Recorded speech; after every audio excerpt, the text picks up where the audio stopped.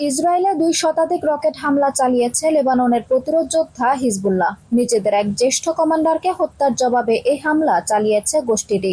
বৃহস্পতিবার ৪ জুলাই ইসরায়েলের সামরিক বাহিনী নিশানা করে এ হামলা চালানো হয়। ভারতীয় সংবাদ মাধ্যমে এনডিটিভির এক প্রতিবেদনে এ তথ্য জানানো হয়েছে। জানা গেছে, বুধবার লেবাননের টাইরে শহরে হামলা চালায় ইসরায়েল। দেশটির এ হামলায় হিজবুল্লাহর জ্যেষ্ঠ কমান্ডার মোহাম্মদ নাসের নিহত হন।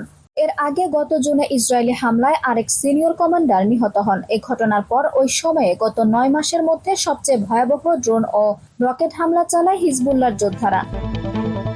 এক বিবৃতিতে হিজবুল্লাহ জানিয়েছে, ইসরায়েলের হামলার জবাবে তারা দেশটিতে ২০০ এর বেশি বিভিন্ন ধরনের রকেট হামলা চালিয়েছে। গোলান মালভূমিতে ইসরায়েলের ৫টি ঘাঁটিতে এ হামলা চালানো হয়েছে। হিজবুল্লাহ আরও জানিয়েছে, জ্যেষ্ঠ নেতাকে হত্যার প্রতিশোধ নিতে তারা ইসরায়েলি সামরিক বাহিনীর ৮টি অবস্থানকে লক্ষ্য করে বিস্ফোরক বোঝাই ড্রোন হামলা চালিয়েছে। গোলান মালভূমি সহ সীমান্তবর্তী এলাকার ইসরায়েলি ঘাঁটিতে এ হামলা চালানো হয়েছে বলেও জানিয়েছে গোষ্ঠীটি।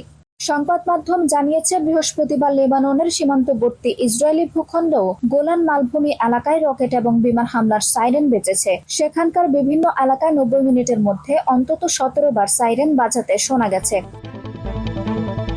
গত ৭ অক্টোবর গাজায় হামলা শুরু করে ইসরায়েল। দেশটির এ হামলায় ফিলিস্তিনিকে সমর্থন দিয়ে দিনের পর দিন ইসরায়েলে হামলা চালিয়ে আসছে হিজবুল্লাহ। বর্তমানে দুই দেশের মধ্যকার পরিস্থিতি ২০০৬ সালের ইসরায়েলি হিজবুল্লাহ যুদ্ধের চেয়েও ভয়াবহ আকার ধারণ করেছে। এমনকি বিভিন্ন দেশ পরিস্থিতি অবনতির আশঙ্কায় নাগরিকদের দেশ ছাড়ার নির্দেশ দিয়েছে।